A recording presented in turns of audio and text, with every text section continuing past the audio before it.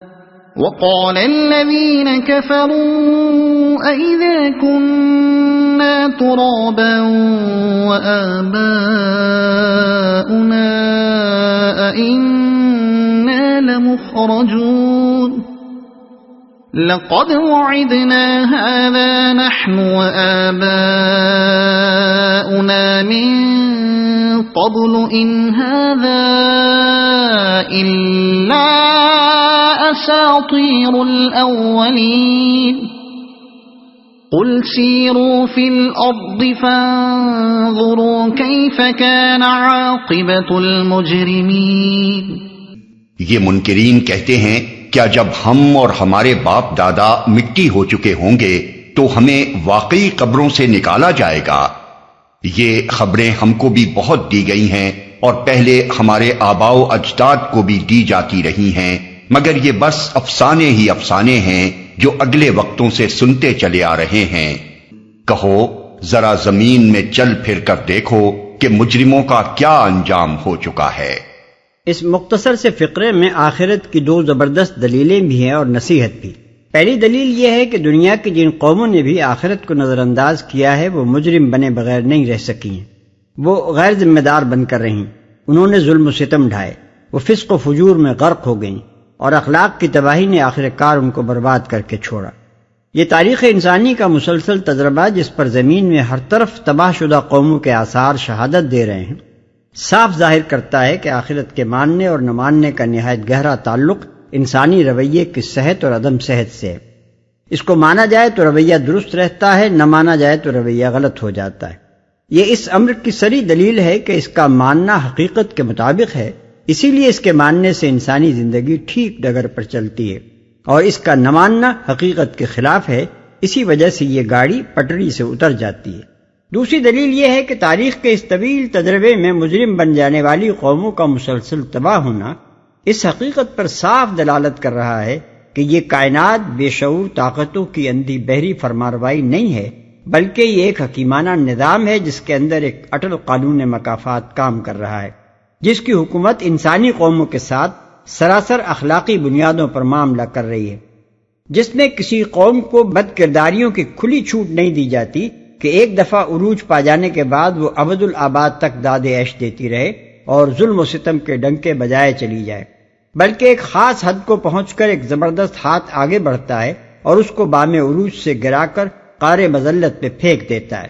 اس حقیقت کو جو شخص سمجھ لے وہ کبھی اس امر میں شک نہیں کر سکتا کہ یہی قانون مکافات اس دنیاوی زندگی کے بعد ایک دوسرے عالم کا تقاضا کرتا ہے، جہاں افراد کا اور قوموں کا اور بحیثیت مجموعی پوری نوع انسانی کا انصاف چکایا جائے، کیونکہ محض ایک ظالم قوم کے تباہ ہو جانے سے تو انصاف کے سارے تقاضے پورے نہیں ہو گئے، اس سے ان مظلوموں کی تو کوئی داد رسی نہیں ہوئی جن کی لاشوں پر انہوں نے اپنی عظمت کا قصر بنایا تھا، اس سے ان ظالموں کو تو کوئی سزا نہیں ملی جو تباہی کے آنے سے پہلے مزے اڑا کر جا چکے تھے، اس سے ان بدکاروں پر بھی کوئی مواخذہ نہیں ہوا جو پشت در پشت اپنے بعد آنے والی نسلوں کے لیے گمراہیوں اور بد اخلاقیوں کی میراث چھوڑتے چلے گئے تھے۔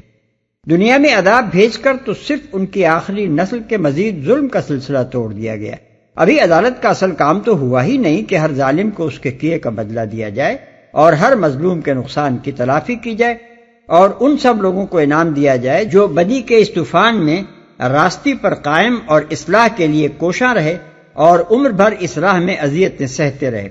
یہ سب لازماً کسی وقت ہونا چاہیے، کیونکہ دنیا میں قانون مکافات کی مسلسل کار فرمائی کائنات کی فرمانروا حکومت کا یہ مزاج اور طریقہ کار صاف بتا رہی ہے کہ وہ انسانی اعمال کو ان کی اخلاقی قدر کے لحاظ سے تولتی اور ان کی جزا و سزا دیتی ہے۔ ان دو دلیلوں کے ساتھ اس آیت میں نصیحت کا پہلو یہ ہے کہ پچھلے مجرموں کا انجام دیکھ کر اس سے سبق لو اور انکار آخرت کے اسی احمقانہ عقیدے پر اصرار نہ کیے چلے جاؤ جس نے انہیں مجرم بنا کر چھوڑا تھا۔ وَلَا تَحْزَنْ عَلَيْهِمْ وَلَا تَكُنْ فِي ضَيْقٍ مِّمَّا يَمْكُرُونَ۔ اے نبی ان کے حال پر رنج نہ کرو اور نہ ان کی چالوں پر دل تنگ ہو۔ یعنی تم نے سمجھانے کا حق ادا کر دیا، اب اگر یہ نہیں مانتے اور اپنی حماقت پر اصرار کر کے عذاب الہی کے مستحق بننا ہی چاہتے ہیں تو تم خوامخواہ ان کے حال پر کڑھ کر کر اپنی جان کیوں ہلکان کرو؟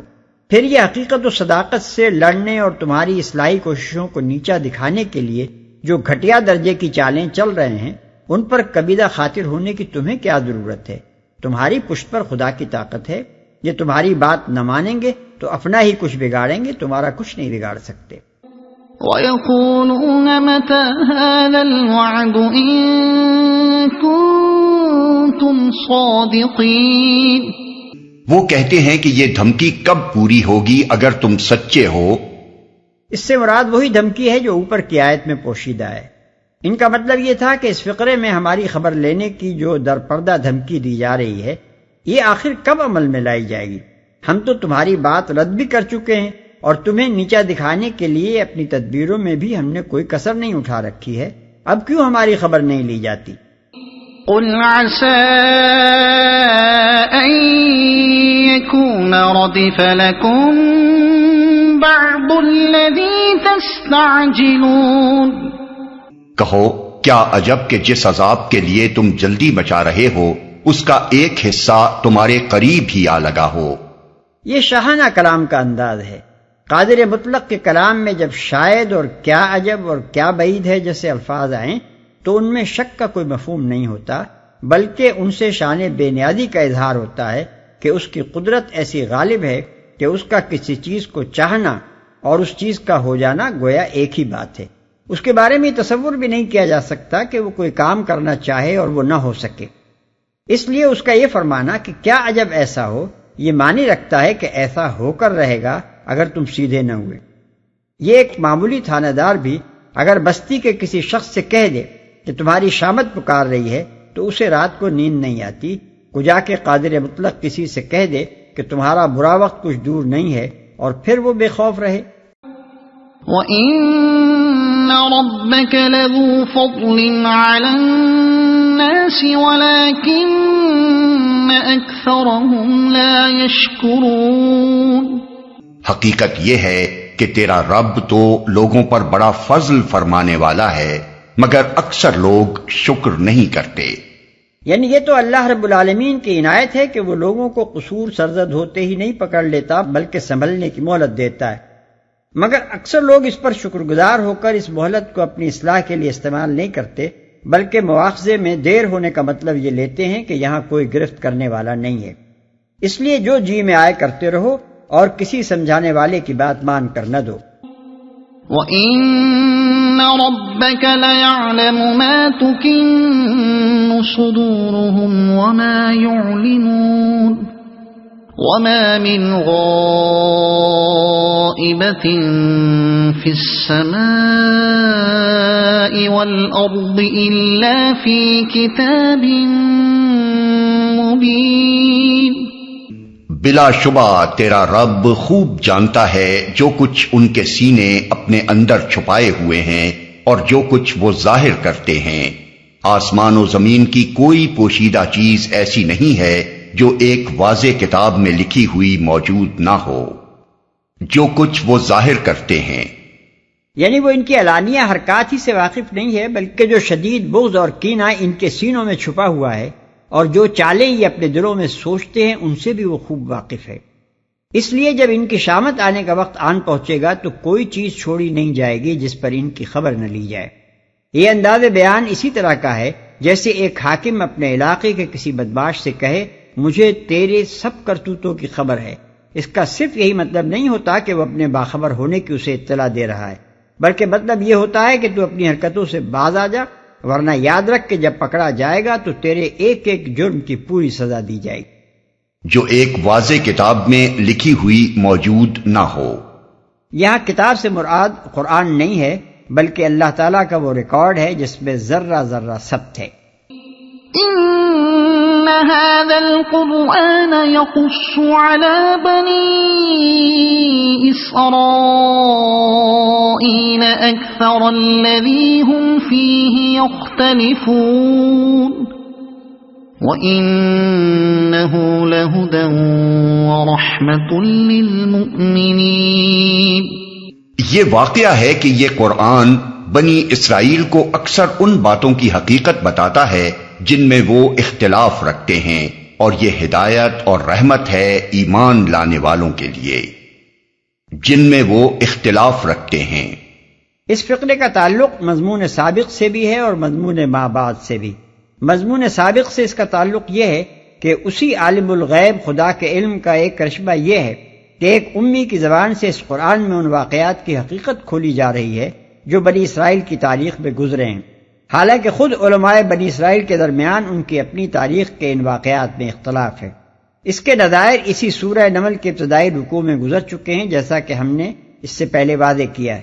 اور مضمون ما بعد سے اس کا تعلق یہ ہے کہ جس طرح اللہ تعالیٰ نے ان اختلافات کا فیصلہ فرمایا ہے، اسی طرح وہ اس اختلاف کا بھی فیصلہ کر دے گا جو محمد صلی اللہ علیہ وسلم اور ان کے مخالفین کے درمیان برپا ہے۔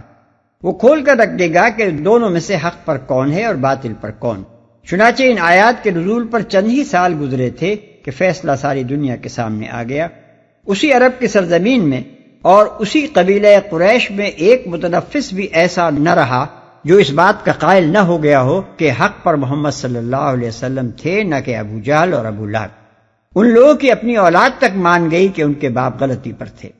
رحمت ہے ایمان لانے والوں کے لیے، یعنی ان لوگوں کے لیے جو اس قرآن کی دعوت قبول کر لیں اور وہ بات مان لیں جسے یہ پیش کر رہا ہے۔ ایسے لوگ ان گمراہیوں سے بچ جائیں گے جن میں ان کی قوم مبتلا ہے۔ ان کو اس قرآن کی بدولت زندگی کا سیدھا راستہ مل جائے گا اور ان پر خدا کی وہ مہربانیاں ہوں گی جن کا تصور بھی کفار قریش آج نہیں کر سکتے۔ اس رحمت کی بارش کو بھی چند ہی سال بعد دنیا نے دیکھ لیا کہ وہی لوگ جو ریگزار عرب کے گوشے گمنامی میں پڑے ہوئے تھے اور کفر کی حالت میں زیادہ سے زیادہ ایک کامیاب چھاپہ مار بن سکتے تھے، اس قرآن پر ایمان لانے کے بعد یکایک وہ دنیا کے پیشوا، قوموں کے امام، تہذیب انسانی کے استاد اور روئے زمین کے ایک بڑے حصے پر فرمانروا ہو گئے۔ ان ربک یقضی بینہم بحکمہ وَهُوَ الْعَزِيزُ الْعَلِيمُ۔ یقیناً اسی طرح تیرا رب ان لوگوں کے درمیان بھی اپنے حکم سے فیصلہ کر دے گا اور وہ زبردست اور سب کچھ جاننے والا ہے۔ تیرا رب ان لوگوں کے درمیان بھی، یعنی قریش کے کفار اور اہل ایمان کے درمیان، سب کچھ جاننے والا ہے۔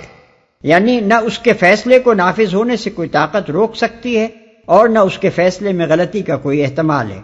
فتوکل علی اللہ انک علی الحق المبین انک لا تسمع الموتى ولا تسمع الصم الدعاء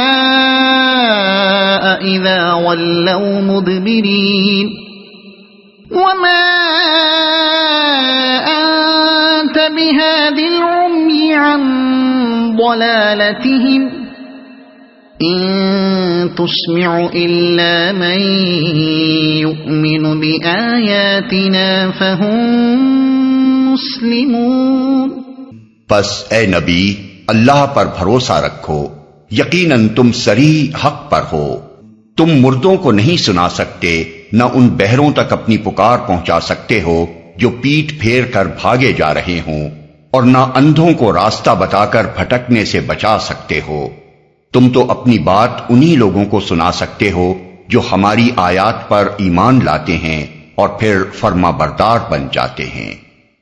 تم مردوں کو نہیں سنا سکتے، یعنی ایسے لوگوں کو جن کے ضمیر مر چکے ہیں اور جن میں ضد اور ہٹ دھرمی اور رسم پرستی نے حق و باطل کا فرق سمجھنے کی کوئی صلاحیت باقی نہیں چھوڑی ہے۔ جو پیٹ پھیر کر بھاگے جا رہے ہوں، یعنی جو تمہاری بات کے لیے صرف اپنے کان بند کر لینے پر ہی اکتفا نہیں کرتے بلکہ اس جگہ سے کترا کر نکل جاتے ہیں جہاں انہیں اندیشہ ہوتا ہے کہ کہیں تمہاری بات ان کے کان میں نہ پڑ جائے۔ نہ اندھوں کو راستہ بتا کر بھٹکنے سے بچا سکتے ہو، یعنی ان کا ہاتھ پکڑ کر زبردستی انہیں سیدھے راستے پر کھینچ لانا اور گھسیٹ کر لے چلنا تو تمہارا کام نہیں ہے۔ تم تو صرف زبان اور اپنی مثال ہی سے بتا سکتے ہو کہ یہ سیدھا راستہ ہے اور وہ غلط راستہ ہے جس پر یہ لوگ چل رہے ہیں، مگر جس نے اپنی آنکھیں بند کر لی ہو اور جو دیکھنا ہی نہ چاہتا ہو اس کی رہنمائی تم کیسے کر سکتے ہو؟ وَإِذَا وَقَعَ الْقَوْلُ عَلَيْهِمْ أَخْرَجْنَا لَهُمْ دَابَّةً مِّنَ من الأرض تكلمهم أن الناس كانوا بآياتنا لا يوقنون۔ اور جب ہماری بات پوری ہونے کا وقت ان پر آ پہنچے گا تو ہم ان کے لیے ایک جانور زمین سے نکالیں گے جو ان سے کلام کرے گا کہ لوگ ہماری آیات پر یقین نہیں کرتے تھے۔ وقت ان پر آ پہنچے گا، یعنی قیامت قریب آ جائے گی جس کا وعدہ ان سے کیا جا رہا ہے۔ ہماری آیات پر یقین نہیں کرتے تھے۔ ابن عمر رضی اللہ عنہ کا قول ہے کہ یہ اس وقت ہوگا جب زمین میں کوئی نیکی کا حکم کرنے والا اور بدی سے روکنے والا باقی نہ رہے گا۔ ابن مردوے نے ایک حدیث ابو سعید خدری رضی اللہ عنہ سے نقل کی ہے جس میں وہ فرماتے ہیں کہ یہی بات انہوں نے خود حضور صلی اللہ علیہ وسلم سے سنی تھی۔ اس سے معلوم ہوا کہ جب انسان امر بالمعروف اور نہی عن المنکر چھوڑ دیں گے تو قیامت قائم ہونے سے پہلے اللہ تعالیٰ ایک جانور کے ذریعے سے آخری مرتبہ حجت قائم فرمائے گا۔ یہ بات واضح نہیں ہے کہ یہ ایک ہی جانور ہوگا یا ایک خاص قسم کی جنس حیوان ہوگی جس کے بہت سے افراد روئے زمین پر پھیل جائیں گے۔ دابۃ من الارض کے الفاظ میں دونوں معنی کا احتمال ہے۔ بہرحال جو بات وہ کہے گا وہ یہ ہوگی کہ لوگ اللہ تعالیٰ کی ان آیات پر یقین نہیں کرتے تھے جن میں قیامت کے آنے اور آخرت برپا ہونے کی خبریں دی گئی تھیں، تو لو اب اس کا وقت آن پہنچا ہے اور جان لو کہ اللہ کی آیات سچی تھیں۔ یہ فقرہ کہ لوگ ہماری آیات پر یقین نہیں کرتے تھے یا تو اس جانور کے اپنے کلام کی نقل ہے یا اللہ تعالیٰ کی طرف سے اس کے کلام کی حکایت۔ اگر یہ اسی کے الفاظ کی نقل ہے تو ہماری کا لفظ وہ اسی طرح استعمال کرے گا جس طرح ایک حکومت کا کارندہ ہم کا لفظ اس معنی میں بولتا ہے کہ وہ اپنی حکومت کی طرف سے بات کر رہا ہے، نہ کہ اپنی شخصی حیثیت میں۔ دوسری صورت میں یہ بات صاف ہے کہ اللہ تعالیٰ اس کے کلام کو چونکہ اپنے الفاظ میں بیان فرما رہا ہے اس لیے اس نے ہماری آیات کا لفظ استعمال فرمایا ہے۔ اس جانور کے نکلنے کا وقت کون سا ہوگا؟ اس کے متعلق نبی صلی اللہ علیہ وسلم کا ارشاد یہ ہے کہ آفتاب مغرب سے طلوع ہوگا اور ایک روز دن دہاڑے یہ جانور نکل آئے گا۔ ان میں سے جو نشانی بھی پہلے ہو وہ بہرحال دوسری کے قریب ہی ظاہر ہوگی۔ مسلم۔ دوسری روایات جو مسلم، ابن ماجہ، ترمذی اور مسند احمد وغیرہ میں آئی ہیں ان میں حضور صلی اللہ علیہ وسلم نے بتایا ہے کہ قیامت کے قریب زمانے میں دجال کا خروج، دابۃ الارض کا ظہور، دخان یعنی دھواں اور آفتاب کا مغرب سے طلوع وہ نشانیاں ہیں جو یکے بعد دیگر ظاہر ہوں گی۔ اس جانور کی ماہیت، شکل و صورت، نکلنے کی جگہ اور ایسی ہی دوسری تفصیلات کے متعلق طرح طرح کی روایات نقل کی گئی ہیں جو باہم بہت مختلف اور متضاد ہیں۔ ان چیزوں کے ذکر سے بجز ذہن کی پراگندگی کے اور کچھ حاصل نہیں ہوتا اور ان کے جاننے کا کوئی فائدہ بھی نہیں، کیونکہ جس مقصد کے لیے قرآن میں یہ ذکر کیا گیا ہے اس سے ان تفصیلات کا کوئی تعلق نہیں ہے۔ رہا کسی جانور کا انسانوں سے انسانی زبان میں کلام کرنا تو یہ اللہ کی قدرت کا ایک کرشمہ ہے۔ وہ جس چیز کو چاہے نطق کی طاقت بخش سکتا ہے۔ قیامت سے پہلے تو وہ ایک جانور ہی کو نطق بخشے گا، مگر جب وہ قیامت قائم ہو جائے گی تو اللہ کی عدالت میں انسان کی آنکھ اور کان اور اس کے جسم کی کھال تک بول اٹھے گی، جیسا کہ قرآن میں بتصریح بیان ہوا ہے۔ ارشاد ہوتا ہے حتی اذا ما جاؤوها شہد علیہم سمعهم وابصارهم وجلودهم بما كانوا يعملون وقالوا لجلودهم لما شہدتم علینا قالوا انطقنا اللہ الذی انطق كل شیء۔ سورہ حمیم السجدہ آیات 20 اور 21۔